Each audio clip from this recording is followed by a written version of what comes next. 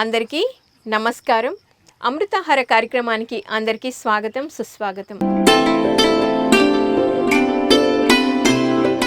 అమృతాహార కార్యక్రమంలో ఈరోజు మనతో పాటు ఉన్నారు కృష్ణవేణి గారు, శేషకుమారి గారు. వారితో మాట్లాడి మరిన్ని విషయాలు తెలుసుకుందాం. మేడం నమస్తే. నమస్తే. నమస్తే మేడం. మేడం ముందుగా మీ ధ్యాన పరిచయం. ముందుగా మా ధ్యానం అంటే మాకు అపార్ట్మెంట్లో మాస్టర్ గారు ఊరికి పరిచయం చేశారు. సో ఏంటంటే అసలు చూద్దాము ఏంటి ధ్యానం అన్నారు, పెట్టారు కదా మెసేజ్ అని వెళ్ళాము. సరే ఫస్ట్ రోజు వెళ్ళిన రోజు ఏమనిపించిందంటే అమ్మో ఇంకా ధ్యానంలోకి కూర్చోవాలంటే ఇంత టైం ఒక గంటన్నర ధ్యానం చేయించారు. దాని గురించి ఏదో 2 ముక్కలు చెప్పి మన వల్ల అయితే కాదేమో అంటే ఎలా అంటే నాకు ఎప్పుడు బిజీ లైఫ్గా ఉంటుంది, ఎక్కువ సేవా కార్యక్రమాలు.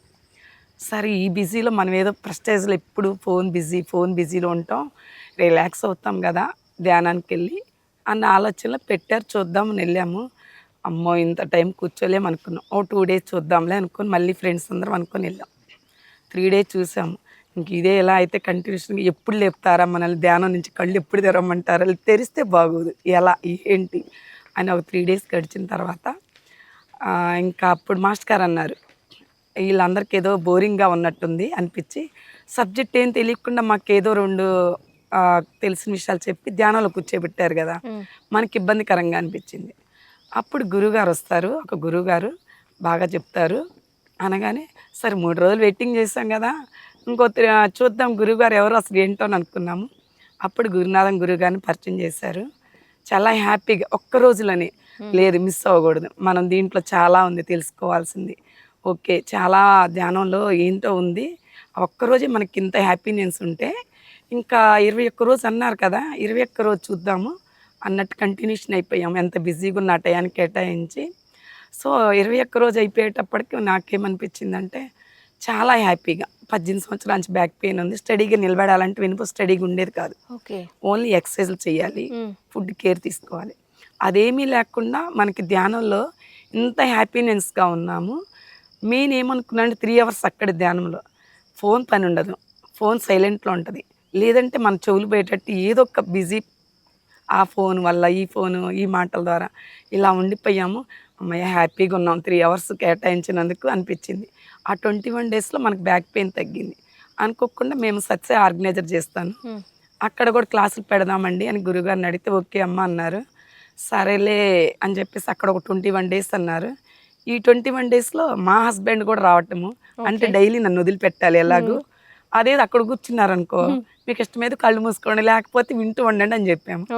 సో అయితే ఇంక అట్లా 21 డేస్ తను కూడా వచ్చి తను అలవాటు అయిపోయారు. రోజు ఇప్పుడు 3:30 to 4:35 దాకా చేసేసుకుంటారు, బిజీగా ఉంటారని. అలా ఇంకా మా బాబు వచ్చి ఈషా ఫౌండేషన్కి వెళ్ళి మేము ధ్యానానికి వెళ్ళకముందే తను ధ్యానం అంటే ఏంటో మేము వెళ్ళిన తర్వాత చెప్పాడు, అప్పుడు దాకా చెప్పలేదు. ఇలా ధ్యానం చాలా బాగుంటుంది, డాడీని కూడా తీసుకెళ్ళమ్మా, మైండ్ ఫ్రస్ట్రేషన్ లేకుండా రిలాక్స్ అవుతారు కదా అని చెప్పంటే ఓకే డాడీ రావట్లేదులే అనుకున్నా. నాకే హ్యాపీ ఏంటంటే 21 డేస్ వచ్చి తను కూడా ధ్యానానికి ఇలా అలవాటు అయ్యారు. ఇంటింటి ధ్యానంలో మా ఇంట్లో పెట్టినప్పుడు 11 రోజు సప్తాహం పెడదామమ్మా అన్నారు గురువు గారు. ఆ టైంలో మా పాప ఉంది ఇంట్లో, మనోడు ఉన్నాడు, వీళ్ళకి కూడా ధ్యానాన్ని కలగజేసినందుకు చాలా హ్యాపీగా ఉంది. సో కుటుంబం అంతా ధ్యాన కుటుంబం. శాకాహారంలోకి శాకాహారమేనండి, పూర్తి శాకాహారం. బాబు మాత్రం ధ్యానానికి రాకముందు మాంసాహారి, ఈషా ఫౌండేషన్కి వెళ్ళాక పూర్తి శాకాహారి అయ్యాడు. తను కూడా వచ్చినప్పుడు ఇక్కడ పిరమిడ్ దగ్గరికి వచ్చి రిలాక్స్ అవుతాము అని చెప్పి అలా కూర్చుంటాడు, ఇంట్లో పిరమిడ్ దగ్గర కూర్చుంటాడు, కుదిరిన టైంలో ఆ రూమ్లో ధ్యానం చేసుకోవటము. సో నాకేంటంటే 3 months బ్యాక్ మదర్కి సర్జరీ జరిగింది ఇంట్లో. మదర్కి సర్జరీ జరగటం వల్ల అన్నయ్య వాళ్ళు, తమ్ముడు వాళ్ళు, మర్దలు, వదిన వాళ్ళు 2 times సర్జరీ అయింది. వీళ్ళందరూ వచ్చిపోతూ ఉన్నారు. అదే టైంలో శ్రీదేవి మేడం గారి క్లాసులు వీళ్ళందరూ వింటాము. నేను ధ్యానానికి వెళ్ళాను, ఇంత బిజీలో కూడా ఎంత హ్యాపీగా ఉన్నానని. మా వదిన వచ్చి తను కూడా క్లాసులకు అటెండ్ అవ్వటం, మళ్ళీ అయిపోయాక హైదరాబాద్ మర్దలు. నాకు అనిపించింది ఓహో ఒక్క మనిషి మారితే ఇంతమందిని మార్చగలమా, వాళ్ళ వల్ల వాళ్ళ ఊర్లో వాళ్ళు చెప్పటం అలా హ్యాపీగా ఉంటుంది కదా. సో అనిపించింది చాలా బాగుంది ధ్యానంలో అని. సో ఇప్పుడు కంటిన్యూ చేస్తున్నారు, కంటిన్యూషన్గా కుటుంబంతో పాటు మీ బంధువులని అందరినీ కూడా ధ్యానంలోకి దింపుకున్నారన్నమాట. టోటల్గా ఇంకా మనకు తెలిసిన వాళ్ళకి అందరికి ఇంటింటికి వెళ్ళి మనం బొట్టు పెట్టి చెప్పి అపార్ట్మెంట్లు అందరికి కూడా ధ్యానానికి Invite రండి చేస్తున్నారు. అందరినీ ఓకే. అలా ఇన్వైట్ చేసి స్వామీజీ 110 సంవత్సరాల స్వామీజీ వచ్చినప్పుడు ఒక 500 మందితోటి కార్యక్రమం జరిగినప్పుడు ప్రతి అపార్ట్మెంట్కి మన వంతు ప్రకృతి మనకి ఏది ఇస్తే అది చేద్దాము విశ్వం అని చెప్పేసి మా ఫ్రెండ్స్ అందరం కూడా వెళ్ళి ప్రతి ఇంట్లో బొట్టు పెట్టి అందరిని గ్యాదర్ చేసి ప్రతి అపార్ట్మెంట్లో ధ్యానం పెట్టించి ఒక 41 డేస్ అనుకునే కూడా అలా అలా అలా ముందుకు పోయి ఇప్పుడు 250 రోజులు ఏకదాటిగా సప్తాహం పెట్టేసి అందరం కూడా మా తప్పు స్థలంలో డైలీ మార్నింగ్ చక్కగా 5:30 to జరుగుతున్నాయి 7 దాకా Yeah, మిస్ wonderful. అవ్వము ఎవరం కూడా ప్రతి ఒక్కరం కూడా హస్బెండ్ అండ్ వైఫ్గా వచ్చాము అపార్ట్మెంట్లో టోటల్ ఫ్యామిలీ మనం మారితే మన పక్కన వాళ్ళు ఆటోమేటిక్గా మారుతారంటే ఇదేనేమో అనిపించింది Yeah, అప్పుడు wonderful, అనుకునేదాన్ని madam. స్వామి చెప్పేవాళ్ళు ఒక అడుగు మీరు ముందుకేస్తే 10 అడుగులు నేను వేస్తానని సత్సాయిబాబా అనేవారు ఓహో విశ్వం కూడా అంతే మనం ఒక అడుగు వేస్తే ఆటోమేటిక్గా 10 అడుగులు విశ్వం వేపించిద్ది మన చేత నేను సేవా కార్యక్రమం చెయ్యాలి అయ్యే కాదు ఇది కూడా చెయ్యాలి అని అనిపించింది వండర్ఫుల్ మేడం, చాలా బాగుంది మీ అనుభవం. మేడం ఇప్పుడు మీరు మీ ధ్యాన పరిచయం. ఫస్ట్ నేను మా ఫ్రెండ్ మా అపార్ట్మెంట్లో పెట్టినప్పుడు బాలు మాస్టర్ గారు పరిచయం చేశారు ఓకే. ధ్యానానికి.